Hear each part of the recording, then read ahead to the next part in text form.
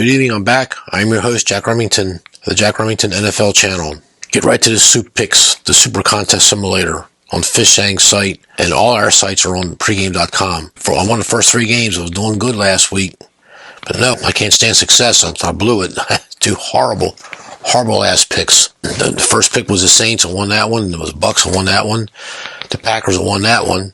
And I had the stupid Giants and the Rams. I had no chance at the Rams, but I still had a chance with the Giants. But I didn't know they lost their kicker, and I made a dumb halftime bet with the Giants. Long story short, 3 wins, 2 losses. So now I got 4 wins for the year.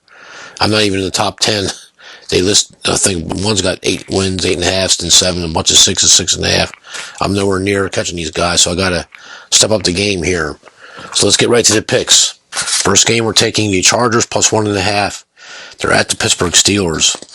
I just think the Steelers, even though they got the dual threat with Justin Fields and Russell Wilson on the sideline, I still think the Chargers, this Harbaugh guy, I'll never like this guy, Harbaugh, for what he did to Peyton Manning and what he did to his own brother after the Super Bowl loss. And other things he's done. He did it to the coach of Detroit Lions, punched him in the back because he had a big upset win at Detroit. Jim Schwartz. He's a good football coach. He knows his X's and O's, and he's got the Chargers playing very, very well. They've only allowed 13 points this year, right? I know they beat Carolina, but still. Steelers, they got the good defense, and they got an experienced coach. But they've only scored 1 touchdown this year, and that's a little concerning if you're a Steelers backer. We're going to take a chance with the Chargers here. We'll look for them to go 3-0. I think they're going to win the game outright. Just put some sprinkle on the money line. Pick number 2. And we're going to go with the New Orleans Saints. They're home. They're hosting the Philadelphia Eagles. Now, this line has moved like 5.5, even 6 points. I mean, it started out the Eagles were favorites. And so many pundits, I just got to watch this on a couple of videos. They're saying the wrong team is favored. Maybe the wrong team is favored. But I just think the Saints are, their offense, they got it cooking. And they got the Kamara, that running back.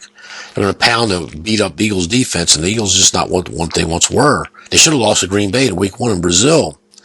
So they could be looking at 0-2. I think the Saints are just on a roll, and they've been scoring points, and Derek Carr's playing at a very high level, and I'm concerned about that number 7, Taysom Hill. I heard he was hurt. He's playing hurt, so we'll keep an eye on that. They still use him as a decoy. So I think the Saints are going to do it here. I think this is the only favorite I'm taking this week on the SUPE. We're sticking with the Saints until they beat me. So I went with them last week. That was my replacement game. But I replaced that game with a winner. Should have kept the Vikings and got rid of the stupid Rams, but it didn't. But that's okay. Shoulda, woulda, coulda, right? Next game, we're going to take the Miami Dolphins plus 4.5. They're at the Seattle Seahawks. And I know the Dolphins are banged up too. Most of the teams are banged up, and by week 5 and week 6, everybody's banged up. All the nicks and stuff, they add up. They accumulate. Dolphins don't have it Tua, but I saw Skylar Thompson come off that bench in that Buffalo game, and he just impressed the hell out of me. He put the ball right in Tyreek Hill's hands several times. He kept dropping the ball. He wasn't used to Thompson throwing to him. I get it. I played ball when I was in high school, and I remember all that stuff. I think Miami's got to bounce back here. They don't want to get too far behind Buffalo, or even now the Jets or threat now. And I just think 4.5 is too much. I wasn't that impressed with the Seahawks. I just think the Dolphins, they got the experience, and the Seahawks, they're okay. But I just think I'm going to take the 4.5 and just hope for a close game. Skylar Thompson, he's got to hit Tyreek Hill, and Tyreek Hill can't drop the ball this time. He's got to take it to the house. Next game, we're taking the Ravens. Look at my hat, Ravens. Okay, the Ravens. Let's pick them.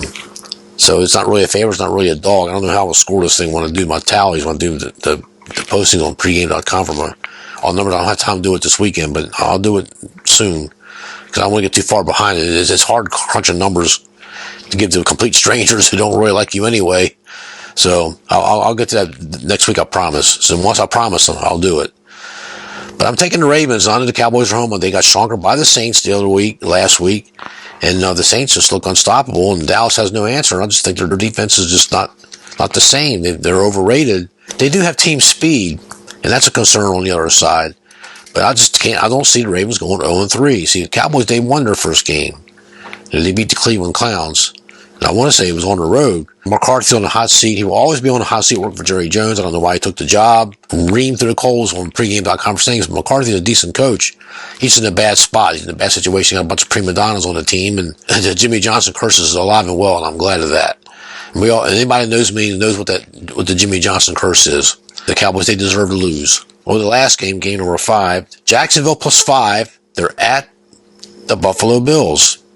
I know Bills are looking good. Josh Allen looking good. I know all that Jaguars kind of struggling a little bit, and they could be 2-0 with a couple breaks, but they're not.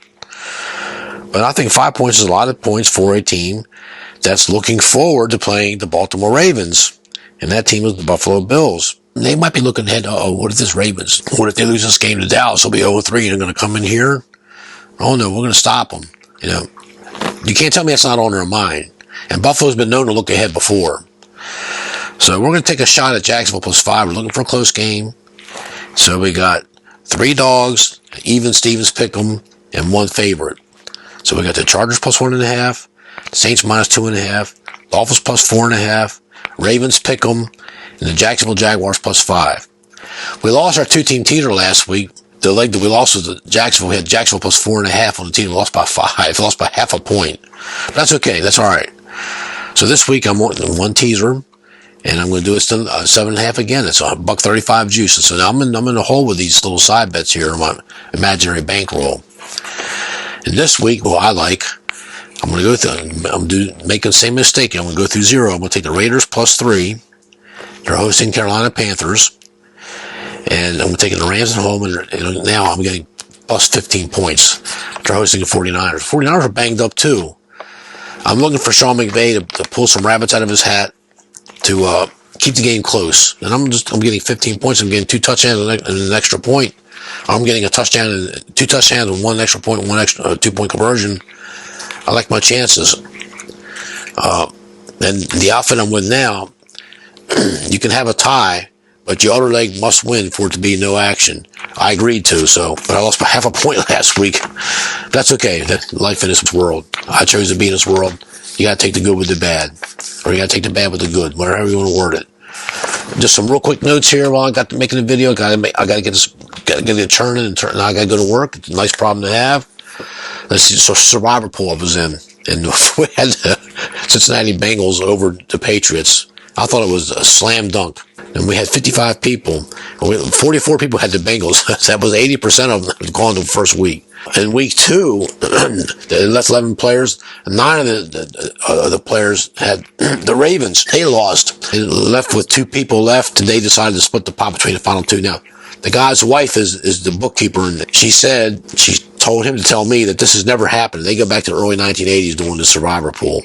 They always went to the end of the year. And a couple years there was a tiebreaker. They had to pick a game or something. They split a couple times, but never. The contest is over. Here it is, week 3 is done.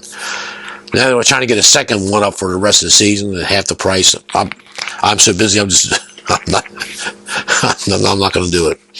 Maybe this is my off year. I have had off years. Did not do well with the halftime games last week. Too many games. I'm on the cell phone and it's loud.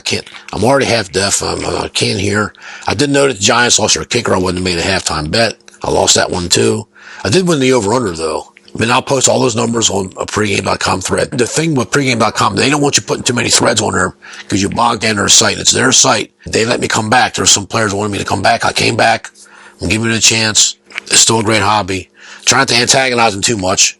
But with the football, I haven't gotten too much pushback with all this other bullshit on there causing problems. I did with my money line Jets for starting the week 3. I knew the Jets were going to pound those Patriots because when Belichick was there, he owned the Jets because of the shit that happened with that Eric Mangini, Ratfeet Mangini. Enough of that. Enjoy the games. Normally I have more tidbits than this, but I'm trying to keep a short video. I'm trying to keep it under 10 minutes. For those who follow me on pregame.com, just look for the threads. It's Spaceman 1 returns. So it's easy peasy. Well, I do got one last thing. Sorry. I'm revising my hard weeks to handicap for people. I did get an email from somebody. I never dreamed I'd get an email from somebody. Hey, you're changing your thing. I don't understand what you said. So I was very confused how I worded it. I melded weeks 3 and 4. You shouldn't do that. So week 4 is now the hardest week in the NFL to handicap. followed by week 3, then week 1, then week 17, where they're resting the players and you don't know who's doing what. The coaches don't know until the last minute. This week's the second hardest week to pick. The 0-2, the 1-on-1s that are supposed to be touted well. They got to win. If they don't, they're looking at 0-3. Their chances go way down of hitting the postseason if they go 0-3, even with a 17-game season. So having said that, this is the second hardest week to handicap. Trust me, it is. Next week, I'll be spending a lot of time next week because week 4 is the hardest weekend, and you got to get them right. There's going to be a lot of strange lines, a lot of tight lines. I hope I said enough. Thank you, player. Stay tuned for the next video.